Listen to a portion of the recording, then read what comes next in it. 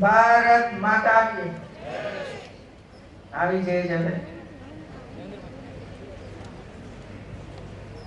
भारत माता की भारत माता की भारत माता की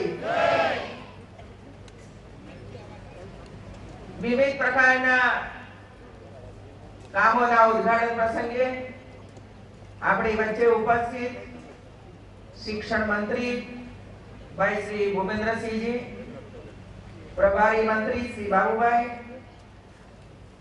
उच्च शिक्षण मंत्री श्री वसुबेन, प्रभारी मंत्री श्री गोविंद भाई, सांसद श्री राजेश भाई, मेयर श्री जीतू भाई, जिला पंचायत प्रमुख बेन श्री शांताबेन भाई, महिला आयोग ज्योतिबेन वाछाणी, डेप्यूटी मेयर श्री गिरीश भाई कोटेचा, मंच पर विराजमान अन्य सब महानुभावों, कलेक्टर श्री અને એની પૂરી ટીમ, ઉપસ્થિત સૌ સમાજના આગેવાનો, ભાઈઓ અને બહેનો, આનંદ થાય સ્વાભાવિક છે। 3 જિલ્લાઓની કોલેજો આ યુનિવર્સિટી સાથે જોડાશે અને ભવિષ્યની અંદર જે કઈ નવા અભ્યાસક્રમો લાવવાની જરૂર પડશે એ આ યુનિવર્સિટીની અંદર ધીરે ધીરે કરીને આવશે। જૂનાગઢ અને એના આસપાસનો વિસ્તાર જ્યાં શિક્ષણનો હબ બની રહ્યું છે એને ઓર વધુ પ્રકાશમાં લાવવાનું છે। આપણે શિક્ષણનો હજુ પણ એટલું મહત્વ સમજ્યા નથી। આપણે એમ માનતા રહ્યા છીએ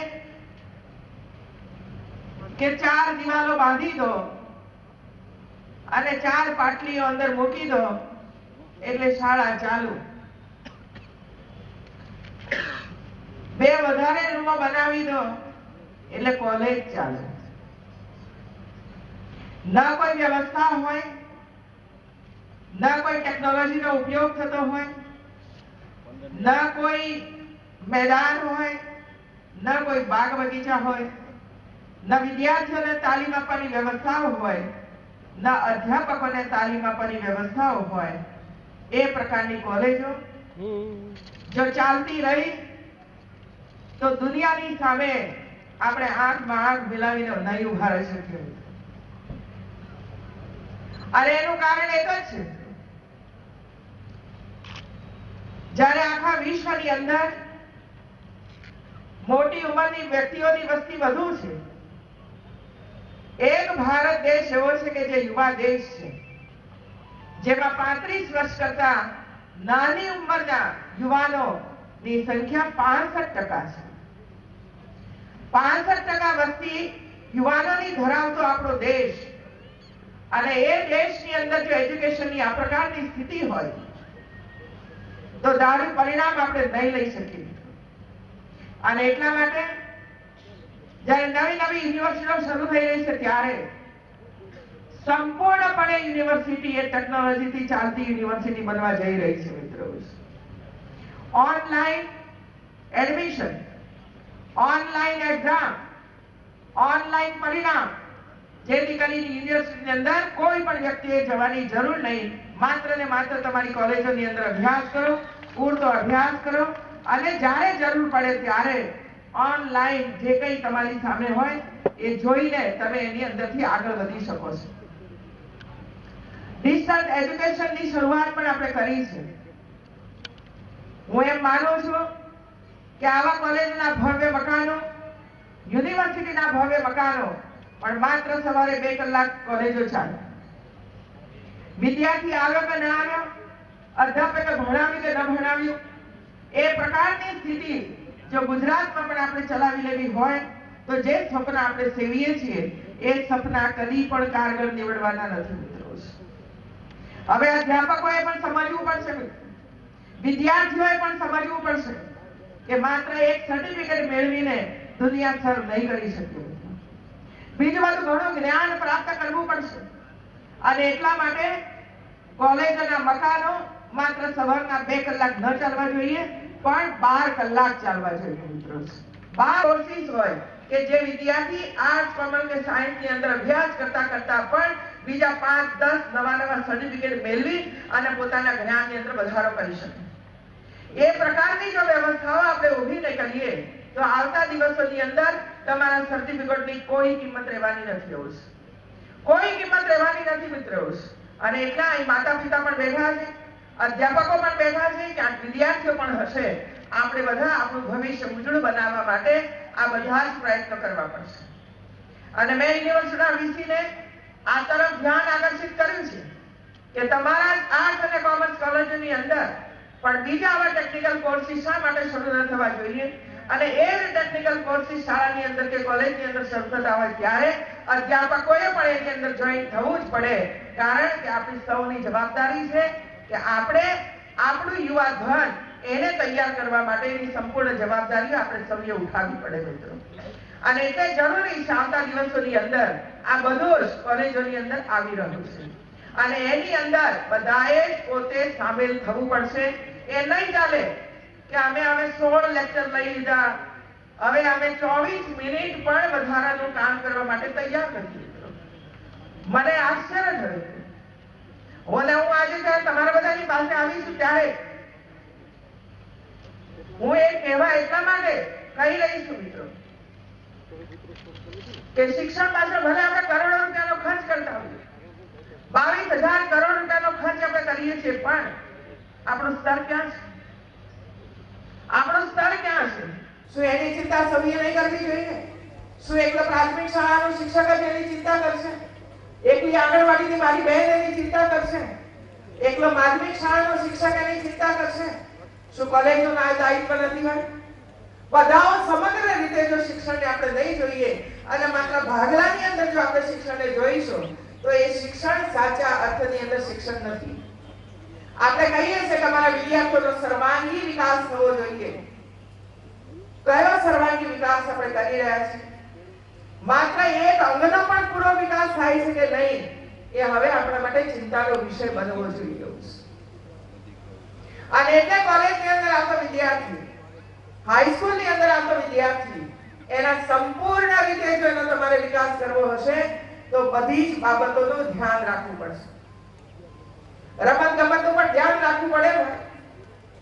વાંચન કરે છે કે નહીં, બહારનું જ્ઞાન પ્રાપ્ત કરે છે કે નહીં, કોમ્પ્યુટરનો અભ્યાસ કરે છે કે નહીં, કઈ કલા શીખી શકે છે કે નહીં, કોઈ નવા પ્રકારની ટેકનોલોજી શીખી રહ્યો છે કે નહીં, આ બધી બાબતોથી આપણે આપણા વિદ્યાર્થીઓને માહિતગાર કરવા પડશે.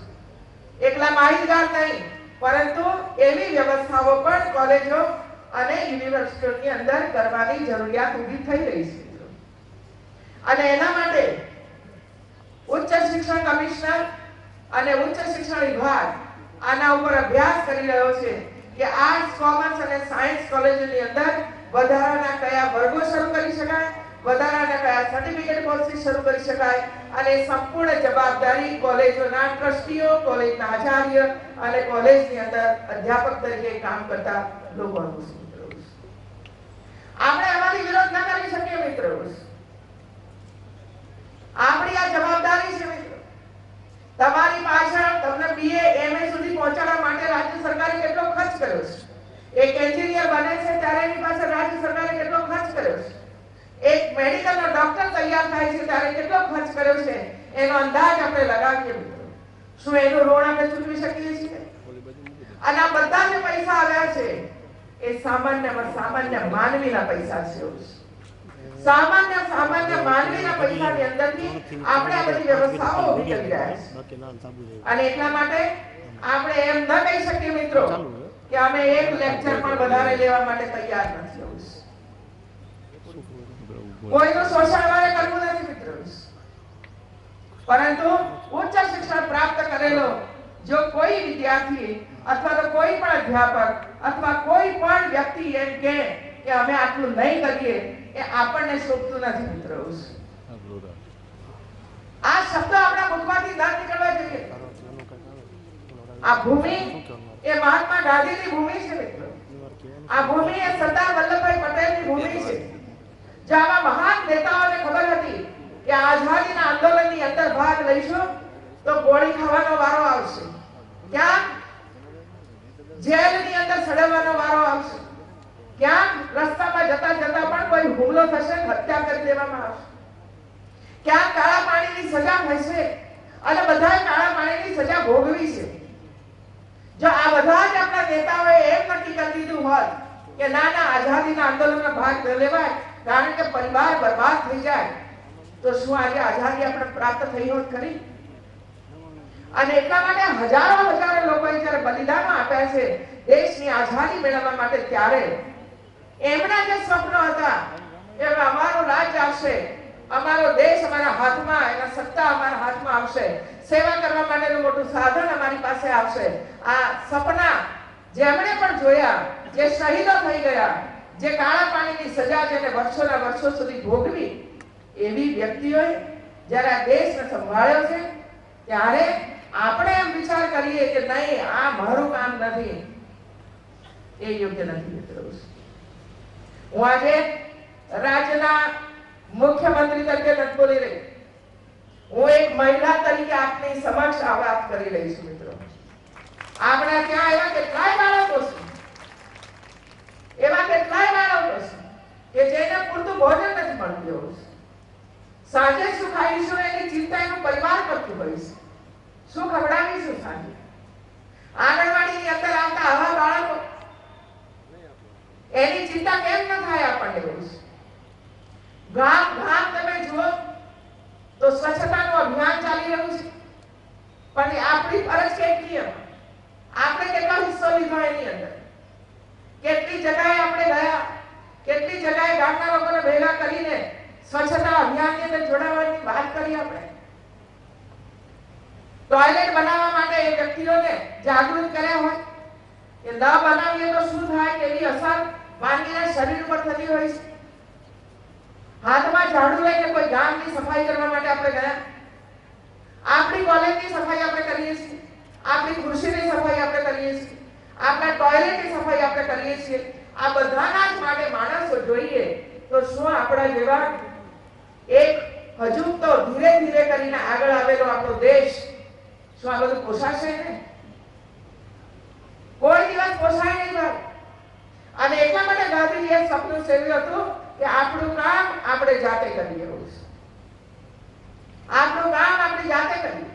મહાત્મા ગાંધીએ સાબરમતી આશ્રમ હોય કે કોઈ પણ આશ્રમની અંદર જ્યારે પણ ગયા છે ત્યારે એમણે એમનું કામ પોતાની જાતે જ કર્યું છે, કોઈ માણસોને રોકવાનું કામ નહોતું કર્યું। આપણી એક કોલેજની સફાઈ, અને એ સફાઈ કરવા માટે 10 કે 15 માણસોને રોકવા પડે આપણે, એનો ખર્ચ શું આપણે આપણા વિદ્યાર્થીઓને ભેગા મળીને આપણી કોલેજની સફાઈ ન કરી શકીએ? આપણી કોલેજની અંદર જે વૃક્ષો વાવ્યા છે એ વૃક્ષોના પાણી આપણે ન પાઈ શકીએ? શું આ ફરજ આપણા હાથમાં નથી આવતી મિત્રો? હું આ બધાને પૂછું છું કે એક ઝાડ જ્યારે આપણે વાવીએ છીએ ત્યારે એના છાંયડા નીચે આપણે જ બેસવાનું હોય છે, અને આપણે નહીં બેસીએ તો આવનારી પેઢીને આપણા જ બાળકો બેસશે હોય છે। આજે જે ચારે બાજુ વૃક્ષ આપણને દેખાય છે એ કોણે વાવીને ગયા છે? આપણા જ પૂર્વજોએ આ કામ કર્યું છે, અને એમણે આ બધું કામ ન કર્યું હોત તો આજે બધા વૃક્ષો હોત ખરા? અને એટલે આપણી ફરજમાં આવે છે મિત્રો કે આપણે પણ આપણા જીવન દરમિયાન 5 વૃક્ષ ઉછેરીને આવતા સમાજને ભેટ કરીએ છીએ। આપણી કોલેજ, આપણો વર્ગખંડ, આપણી રૂમ, આ બધું જ વિદ્યાર્થીઓની સાથે ભેગા મળીને એને સુંદર બનાવવા માટેનો પ્રયત્ન કેમ ન થાય? અભ્યાસ માટે તમારા તરફથી અમારી સામે આવવું જોઈએ મિત્રો। હું હમણાં 2-3 કોલેજોમાં ગઈ છું, 2-3 યુનિવર્સિટીમાં ગઈ છું, ત્યાં પણ મેં વાત કરી। સામાન્ય રીતે આખી દુનિયાની અંદર, આખી દુનિયામાં એ રાજ્ય હોય કે કન્ટ્રી હોય એમાં શું નવું કરવા જેવું છે એનું સંશોધન કરવાનું કામ યુનિવર્સિટી કરતી હોય છે। યુનિવર્સિટી પોતે જ એનું સંશોધન કરતી હોય છે કે હવે આપણે આવતા 10 વર્ષમાં કે આવતા 5 વર્ષની અંદર શિક્ષણ ક્ષેત્રે, આરોગ્ય ક્ષેત્રે, કૃષિ ક્ષેત્રે બધું શું નવું કરવા જેવું છે એ અભ્યાસ કરતા હોય છે આખી દુનિયાનો, અને દુનિયાનો અભ્યાસ કરીને પ્રોજેક્ટો તૈયાર કરે છે અને સરકારને આપતા હોય છે, અને સરકાર એનો અભ્યાસ કરી અને એમણે જે આપણને સૂચવ્યું હોય એ જ એના અભ્યાસક્રમની અંદર, એ જ એના બજેટની અંદર મૂકવામાં આવે છે. યુનિવર્સિટીઓ ગાઈડ કરતા હોય છે મિત્રો, રિસર્ચ પેપરો તૈયાર થતા હોય છે, અને એક એક રિસર્ચ પેપર તૈયાર કરવામાં સર્વે વગેરે કરતા હોય છે. 2 વર્ષ એની પાછળ નીકળી જતા હોય છે. ત્યારે જઈને એ દેશની અંદર આ જે પ્રોજેક્ટ આપે એની અમલવારી થતી હોય છે, અને ત્યારે દેશ આગળ આવતો હોય છે. આપણે ત્યાં ઊંધું છે, સરકાર ક્યાં ચાલે છે ને રિસર્ચ શું થાય છે એની કાંઈ બંનેની વચ્ચે કોઈ તાલમેલ જ નથી હોતું. મને હજુ પણ યાદ છે કે નરેન્દ્રભાઈ મોદી એમ કહેતા કે ભાઈ આવડો મોટો ભૂકંપ આપણે ત્યાં આવ્યો, આખું કચ્છ ધરાશાયી થયું, સુરેન્દ્રનગરની અસર થઈ. હવે જે કામ છેલ્લા 5 વર્ષની અંદર ભૂકંપ પીડિત લોકોને આપણે બહાર કાઢ્યા, અનેક પ્રકારના નવા કામો આપણે કર્યા, ત્યારે એનો સ્ટડી રિપોર્ટ કરવા માટેની સૂચનાઓ યુનિવર્સિટીઓને આપવામાં આવી હતી કે તમે એનો અભ્યાસ કરો. 5-7 મુદ્દાઓ લઈને પાણીની યોજના કેવી રીતે બની, કેવી રીતે પહોંચાડ્યું, શું મુશ્કેલીઓ ઊભી થઈ હતી, આપણે જીવી વીજળી ધરાશાયી થઈ ગઈ, વીજળી બંધ થઈ ગઈ, નવા પોલ વગેરે નાખ્યું, એનો સ્ટડી કરીને તમને રિપોર્ટ આપો. મકાનો કેવી રીતે બન્યા ભૂકંપગ્રસ્ત, એનો સ્ટડી કરીને તમે આપો. હાઈસ્કૂલો અને પ્રાથમિક શાળાઓ એ કેવી રીતે આખું તૈયાર આપણે કર્યું આટલા ટૂંકા ગાળાની અંદર, એનો તમે સ્ટડી રિપોર્ટ કરીને મને આપો. પરંતુ 1-2 સિવાય ક્યાંય પણ આના સ્ટડી રિપોર્ટ ન થયા મિત્રો. હવે જો આ સ્ટડી રિપોર્ટ આપણી સામે આવ્યા હોત તો ક્યાંક ખામીઓ રહી ગઈ હોત, તો એ ખામીઓને સુધારવા માટેનો રાજ્ય સરકારે પ્રયાસ કર્યો. ક્યાંક વધારે સારું કામ થયું હોત તો એ જ કામનો આપણે પ્રચાર કરીને એ જ પ્રમાણે બીજા દેશોમાં અથવા તો બીજા રાજ્યોની અંદર યા બીજા જિલ્લાની અંદર આ જ પ્રકારની કોઈ ઘટના બને તો એને ત્યાં જ ઇમ્પ્લિમેન્ટેશન આપણે કરી શકીએ કે આ પ્રમાણે તમે આગળ વધો. રાજ્ય સરકારે જ્યારે ડિઝાસ્ટર મેનેજમેન્ટનું બિલ બનાવ્યું ત્યારે કલ્પના નહોતી આપણને કે આવું ભવિષ્યની અંદર આ જ બિલનો ઉપયોગ આખો દેશ કરશે, અને આજે નેપાળ કરી રહ્યો છે મિત્રો. આ દીર્ઘ દ્રષ્ટિ છે આપણી સરકારોની. નેપાળમાં ભૂકંપ આવ્યો, આખો નેપાળ ધરાશાયી થઈ ગયો, 7,000 કરતા વધારે લોકો મૃત્યુ પામ્યા. ત્યારે કોની મદદ કરી? સીધું જ ભારત સરકાર, અને એમાં નરેન્દ્રભાઈના સમયની અંદર આપણે ત્યાં બધું કામ થયું હતું, અને એટલે જ ગુજરાતની અંદરથી ઘણા બધા માણસો ત્યાં પહોંચ્યા મદદ કરવા માટે. કેવી રીતે આથી મદદ થઈ શકે છે, અને બધું જ કામ ત્યાં રહીને કેન્દ્ર સરકાર અને બધાએ ભેગા મળીને એ મલબામાંથી લોકોને બહાર કાઢીને હવે આગળ વધવા માટેનું કામ કરી રહ્યા છે.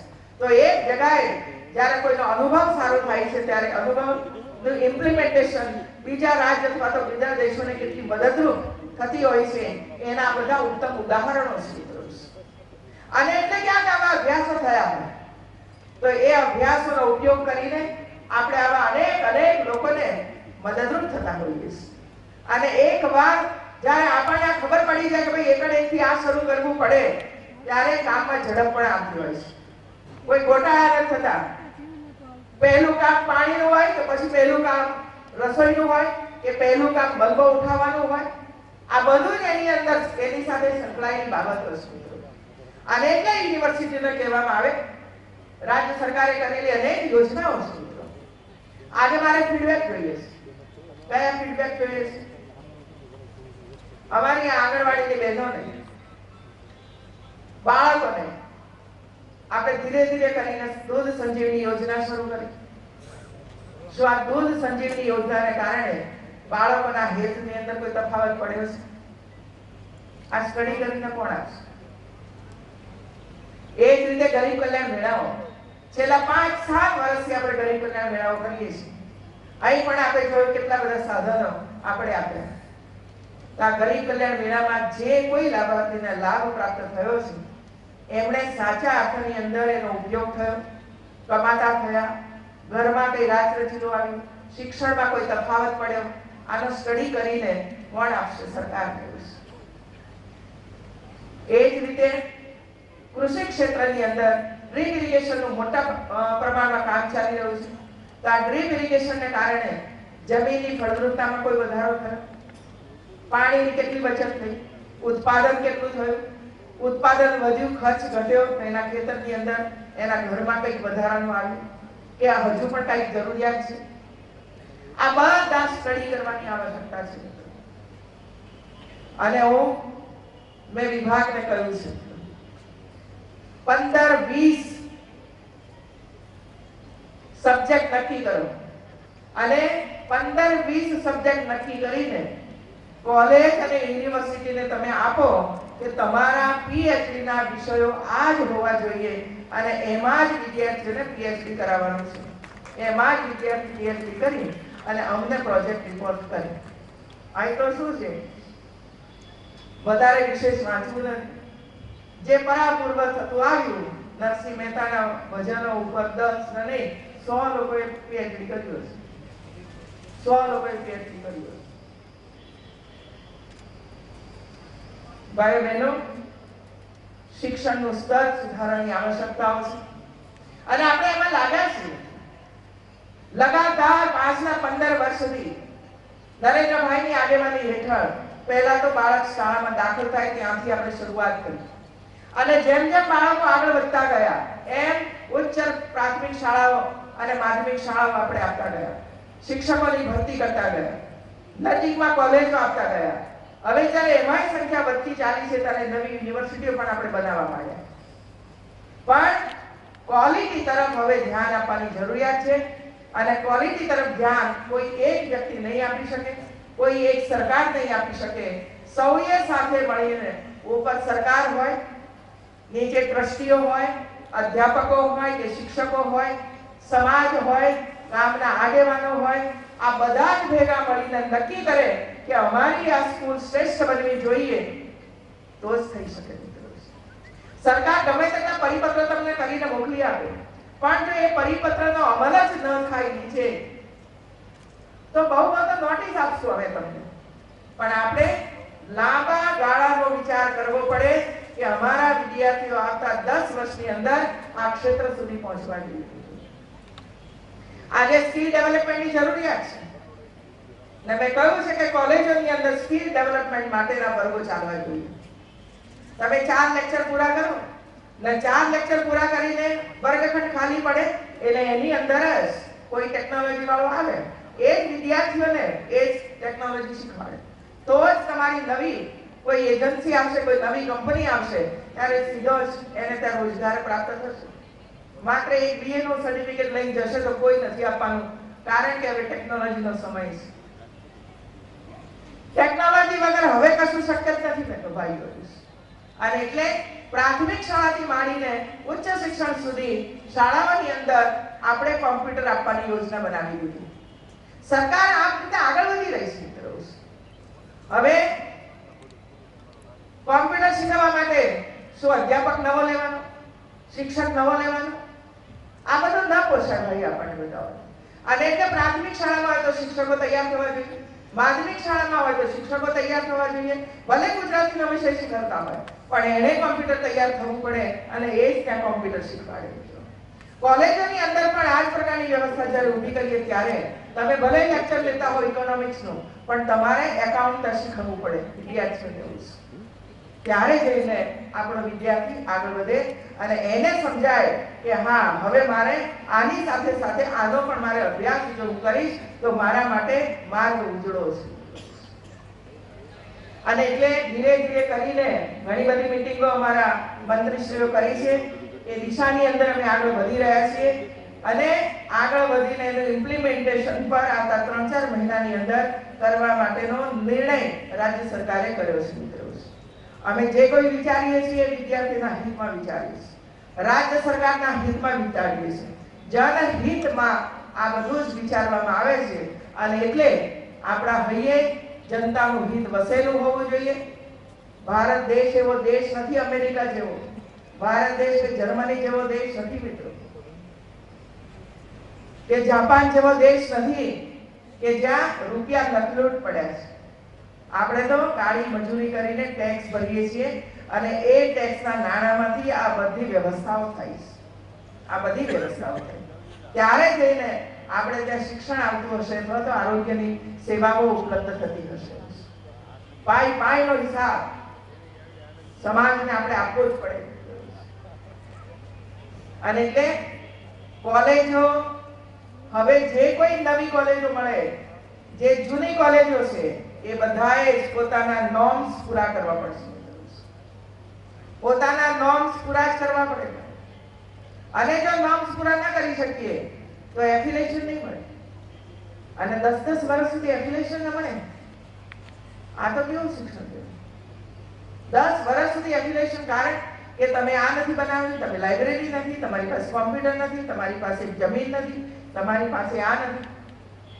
અને જ્યારે આપણે એફિલિએશન આપીએ છીએ અને મંજૂરી આપીએ છીએ ત્યારે લખાણ આપો છો કે અમે જમીન લઈશું, અમે આ કરીશું, અમે આ કરીશું અને પછી ચાલુ ને ચાલુ એ જ ઘરે ચાલુ રહે એ આપણને શોભાસ્પદ નથી। આપણે બધા જ વિદ્યાર્થીઓના હિતનો વિચાર કરીએ। ટેલેન્ટ છે બાળકોમાં, ટેલેન્ટ છે બાળકોમાં, નહીંતર આ ગિરનાર પર્વત ઉપર ન ચડી શકે। તાકાત છે એમનામાં છે અને એટલા માટે અવારનવાર આવા કાર્યક્રમો પણ ગોઠવવા જ પડે અને જિલ્લા વહીવટી તંત્રએ આ કાર્યક્રમ ગોઠવ્યો। વર્લ્ડ રેકોર્ડ જુનાગઢના વિદ્યાર્થીઓએ સ્થાપિત કર્યો એના માટે અભિનંદન આપવા એટલા હું તો રોજ એમ માનું દર મહિને બધાને ચડાવું, દર મહિને રેકોર્ડ પ્રસ્થાપિત થયા જ કરે જુદા જુદા પ્રકારના। સશક્ત અને મજબૂત લોકો બનવા જોઈએ મિત્રો। યુવા પેઢી એવી સ્થિતિ આવીને ઉભી રહી છે, ગરમી સહન નથી, વરસાદમાં અમે કોઈ કામ ન કરીએ, એમને જોઈએ છે આ બધું। હું એક ઘટના તમને કહીને મારું મંતવ્ય પૂર્ણ કરીશ। આપણે એક નિર્ણય કર્યો હતો ગાંધી નિર્વાણ દિનના દિવસે કે આપણે મહાત્મા ગાંધી અને પેઇન્ટિંગ એનો એક કાર્યક્રમ કરાવીએ। બાળકો આવે મેદાનમાં અને પેઇન્ટિંગ કરે સ્વચ્છતા ઉપર। અમને એમ હતું કે 20,000 જેટલા 25,000 જેટલા બાળકો ભાગ લેશે અને એમાં કોલેજો તો ભાગ જ નહીં લે।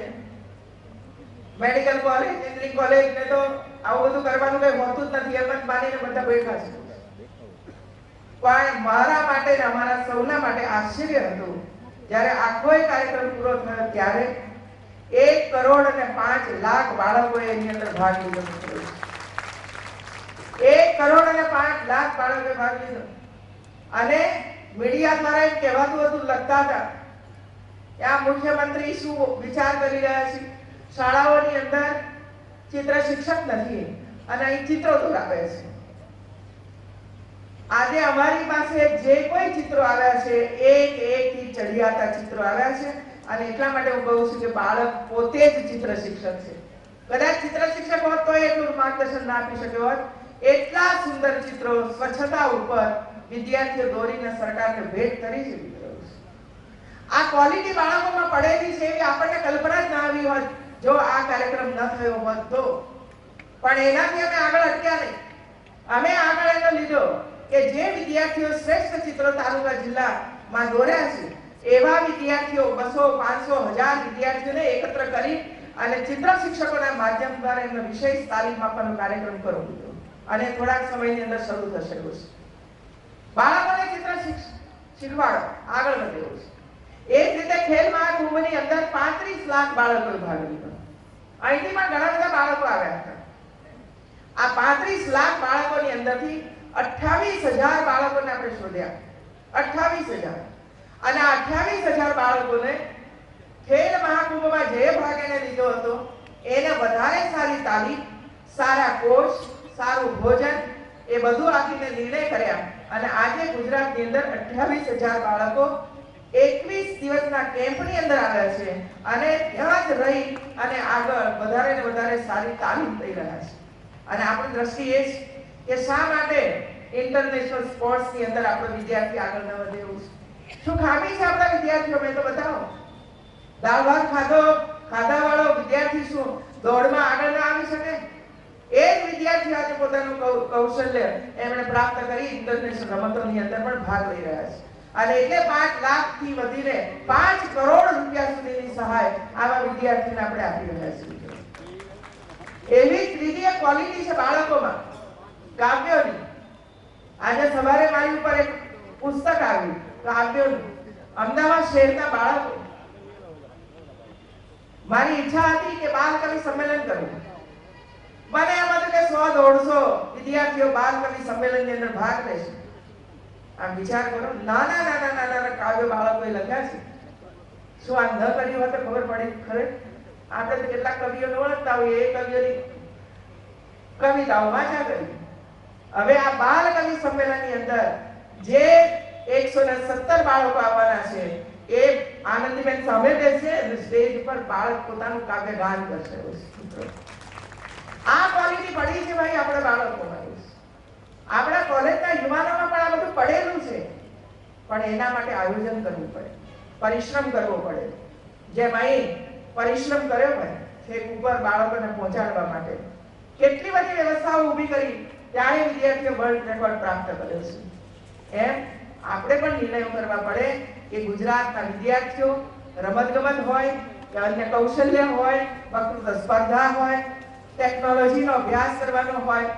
હવે મારો એક વિચાર છે, કોમ્પ્યુટરની અંદર જે પાવરફુલ બાળકો તૈયાર થયા છે એમના માટે કોઈને કોઈ સ્પર્ધા કરવી જોઈએ. કોમ્પ્યુટરની અંદર પણ બાળકો સ્પર્ધા કરે.